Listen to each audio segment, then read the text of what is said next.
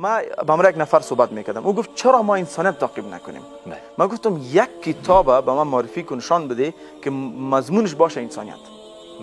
همین انسانیت از دین اسلام گرفته شده. اسلام میگه که پولدار هستی زکات بدی، ای غلط است. اسلام میگه کدام وقت که جای وظیفه میکنی نادرتی نکو، رشوت نخو، ظلم نکو، این غلط است. اسلام میگه بهترین صدقه در صدقات چیست؟ آب به مردم دادن است. سولت این غلط است. اسلام میگه به یک عدل صحبت کو، ای غلط است. اسلام میگه صدقه بده، فدیه، ما حقیقه 1 میلیون چیزا داریم، کل به جامعه درست است.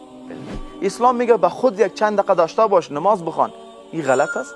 اسلام میگه برو مسجد ده نماز بخوان، برو حج برو، اینترنشنال برادرهود، بین المللی برادری برو، برو. این کدام چیز است که به انسانیت غلط است که میگه دینداری ما به دور شویم؟ نه. بله.